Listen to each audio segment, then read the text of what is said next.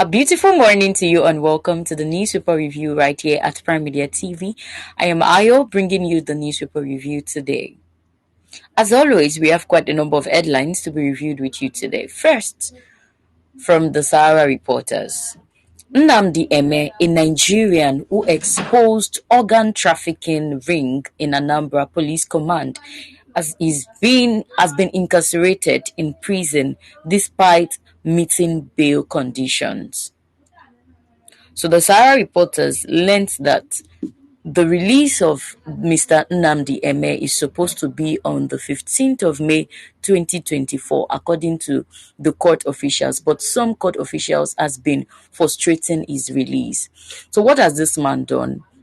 This man is a Nigerian whistleblower by the name Nnamdi Eme, who exposed an organ trafficking ring at the Anambra State Command of the Nigerian Police Air Force.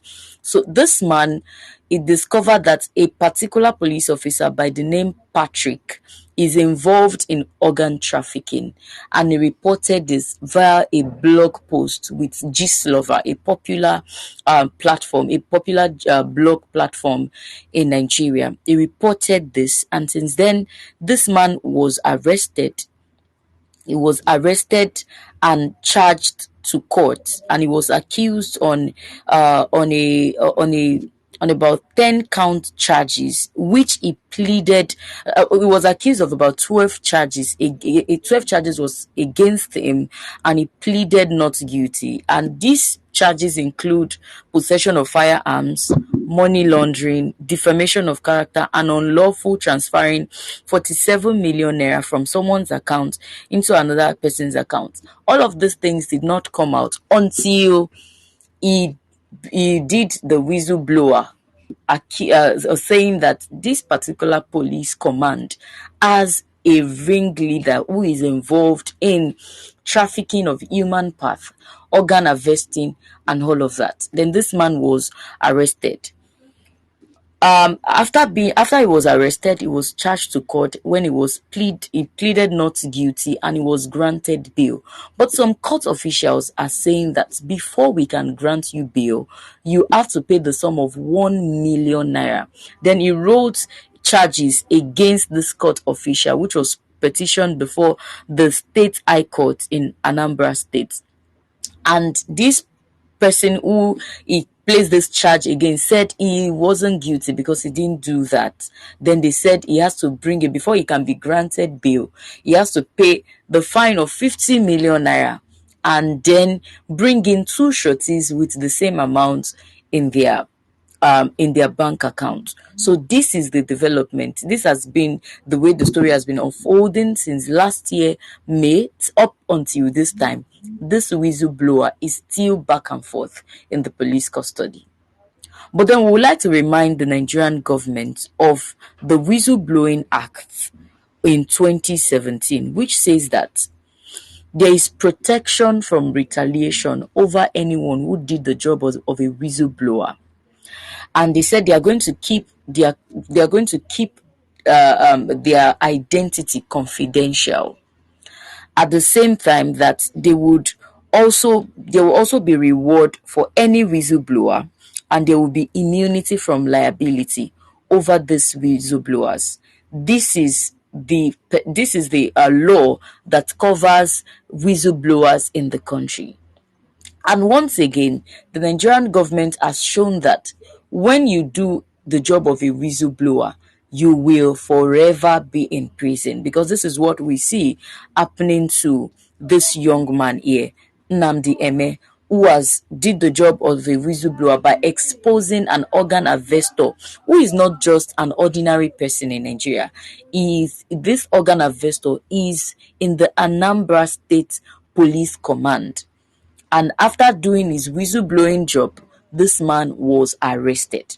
Now, nothing has been said about the man who was exposed, whether he has been apprehended, whether there is an ongoing search to be sure that he is guilty of the charge against him. But we see that the one who has leaked this man's secret is the one that is being apprehended by the police right now. and beyond being apprehended, he's still back and forth in court because he has been unable to he's unable to pay the fine allocated to him, 50 million naira. Where do they expect his family member to get this money? And beyond that, he would as well get two shorties with the same amount in their bank account. And this is leading us to ask questions that when you see people unveiling the truth in Nigeria, you see that on the long run, these people are arrested. On the long run, they are killed. In rare cases, most of them are killed.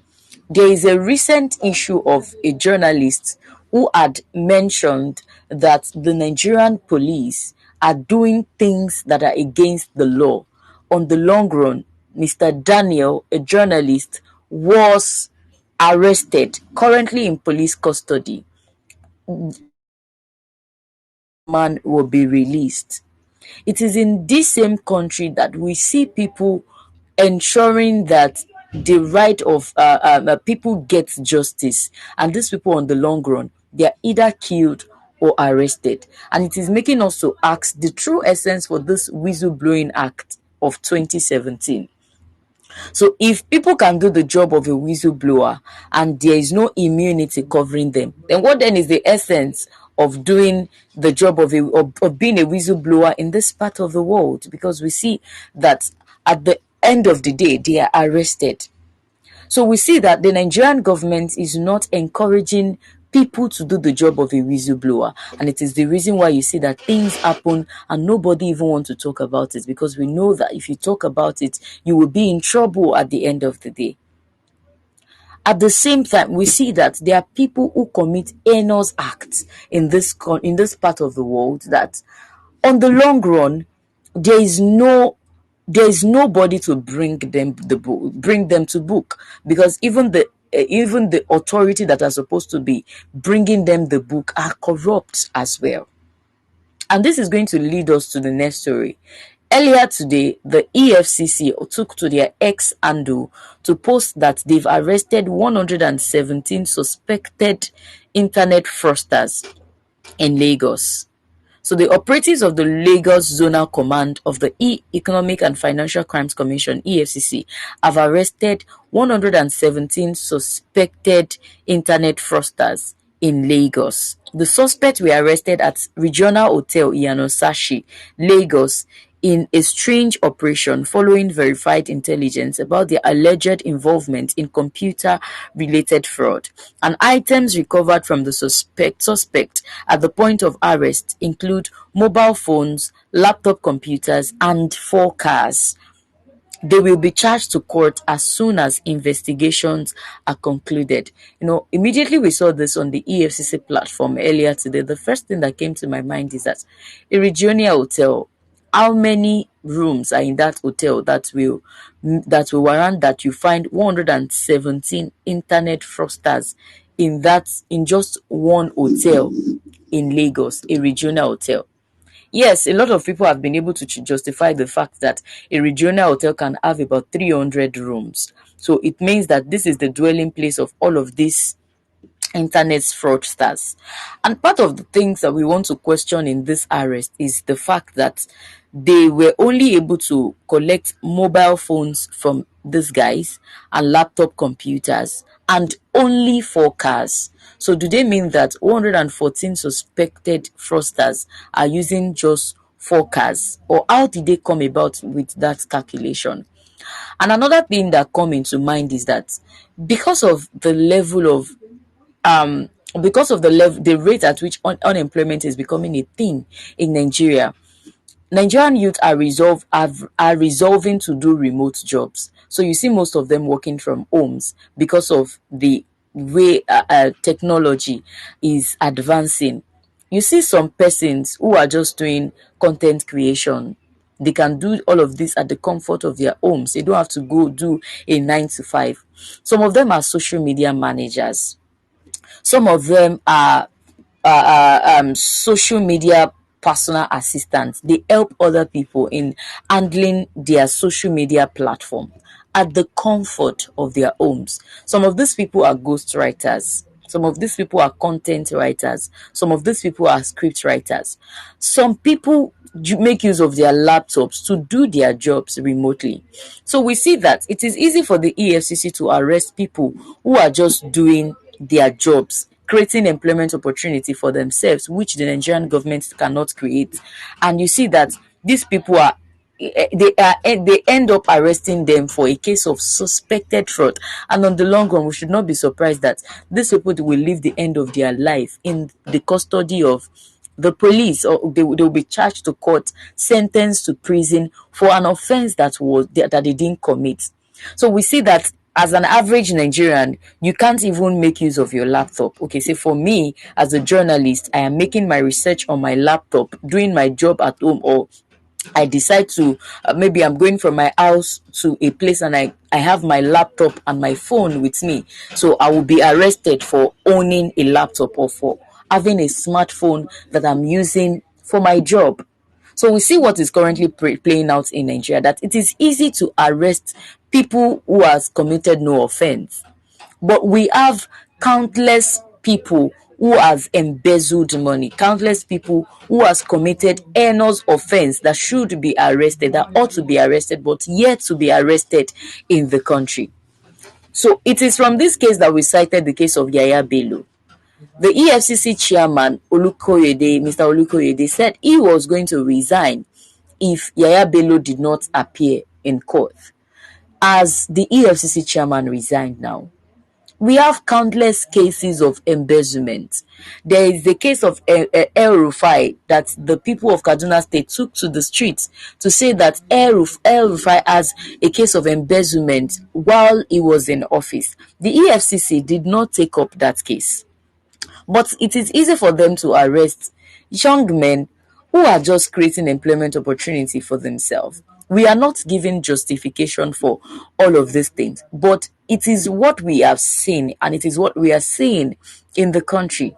Go to social media platform. We have quite a number of them. We have Emeka Nobis, who all that he do is to create course online, work at the comfort of his home, and get his money. So some of these young men, this is what some of them do. It is not all of them that are engaged in internet fraud. Some of them are learning new skills in tech just so that they can annex their skill and create employability skill for themselves. And you see that these are the people that the EFCC is arresting when there are other important cases that they can arrest. We hope that the EFCC will make their findings, because in this case, these people are suspected internet fraudsters. They are not internet fraudsters. They just suspect that they are. So they should ensure that they do their findings and find out if truly these people has committed this offense. And beyond arresting internet fraudsters, there are more important things that the EFCC can channel their energy into. Nigerians are still waiting for accountability over the Yaya Bello's case, and they are waiting for accountability over Beta Edu's case, which we are not hearing anything about. We are waiting for accountability over Umaru Shadia, the Bella Edu's predecessor, the former humanitarian and poverty alleviation affairs in the country. She was charged for a case of 37 billion naira fraud. Till date, we are not hearing follow up on these people. These are things that Nigerians are expecting that the EFCC would take up. These are cases that Nigerian people are expecting EFCC to take up beyond arresting people who has not even been confirmed to be internet fraudsters but are arrested for a case like this. So we'll keep Nigerians updated on the follow up on these people, whether they are guilty or not. So we'll be diving into another conversation as we go on this quick break. We'll be right back. Please stay with us.